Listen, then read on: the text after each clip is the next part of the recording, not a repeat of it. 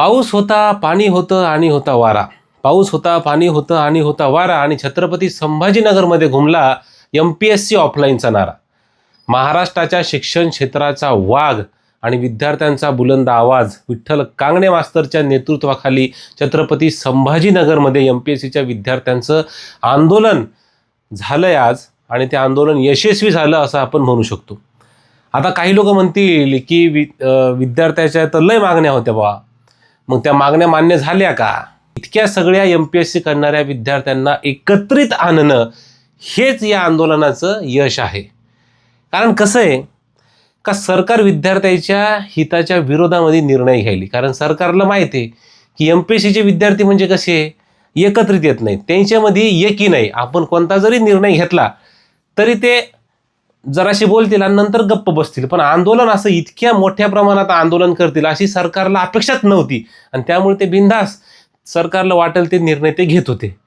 पण आज कांगणे मास्तरच्या नेतृत्वाखाली जे काही आंदोलन इथं झालेलं आहे त्याच्याहून आपण म्हणू शकतो की आता MPSCचा विद्यार्थी जागा झालेला आहे. कारण किती दिवस म्हणजे तोंड दाबून बुक्याचा मार सहन करायचा आणि गप्प बसायचं.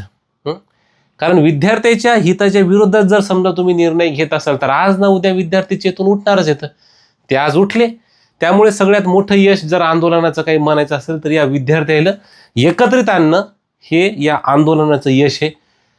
आणि आता राहिला प्रश्न त्या मागण्याचा, तर त्या मागण्या आज ना उद्या नक्की सरकारला मान्य कराव्याच लागतील. कारण सरकारला एकंदरीत हे टीजर पाहून अंदाज आलेला आहे का विद्यार्थी सुद्धा एकत्रित येऊ शकते. कारण म्हणजे आता पावसाचं वातावरण सगळीकडे, इतकं सगळं वातावरण असताना देखील तिथं विद्यार्थी एकत्रित झालेत.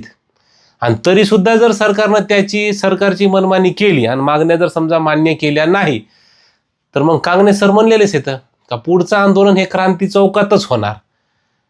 त्यामुळं जे निर्णय समजा आता विद्यार्थी म्हणायला येतं की ऑफलाईन पद्धतीने घ्या, तर मग कशा लोकच ऑनलाईनचा घाट घालायचा नाही का?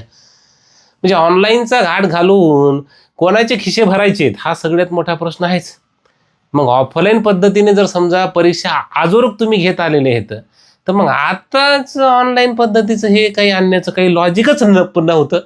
आणि सगळे जे विद्यार्थी येतं, सरकारला वाटलं का विद्यार्थी काही रस्त्यावर उतरणार नाहीत, कारण विद्यार्थ्याला भीती असते की बा आपण आंदोलन केलं, रस्त्यावर फिस्त्यावर उतरलं, आपल्यावर जर केसा जर झाल्या, समजा FIR एखादी दाखल झाली तर आपलं भवितव्य जे आहे ते धोक्यात येईल.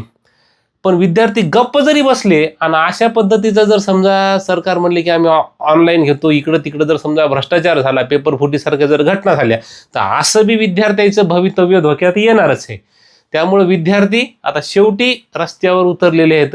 मुळात विद्यार्थ्यांना रस्त्यावर उतरणं हेच सरकारचं सगळ्यात मोठं अपयश असते. बरं, ते काय विद्यार्थी तुम्हाला फुकट काही द्या म्हणाले तर का नाही. ज्या पद्धतीनं ऑफलाईन पद्धतीनं तुम्ही पेपर घेऊ लागले तसेच घ्या, ही त्याची प्रमुख मागणी आहे.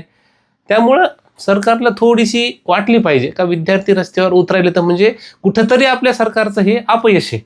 आणि ते बदलून आता ज्या पद्धतीनं MPSC ऑफलाईन पद्धतीनं परीक्षा घेत होती ती प्रमुख मागणी तर आज न उद्या म्हणजे झक मारून सरकारला मान्य करणंच आहे. नाही तर मग याच्यापेक्षा मोठं आंदोलन होईल, त्याच्यात काही वाद नाहीच. आणि विद्यार्थी जे आहेत त्यांना हळूहळू का होईना आता आपले जे हक्क आहेत त्याच्यासाठी रस्त्यावर उतरावं लागल हे लक्षात आलेलं आहे. आणि कांगणे सरांसारखं जर समजा नेतृत्व असेल तर भाई आंदोलन तर यशस्वी होणारच. बाकी तुम्हाला या आंदोलनाबद्दल काय वाटते ते मला कमेंट करून सांगा. आणि कांगणे सरांना आंदोलन यशस्वी केलेलं आहे त्यामुळं कमेंटमध्ये कांगणे सरांचं नाव लिहा, # विठ्ठल कांगणे सर.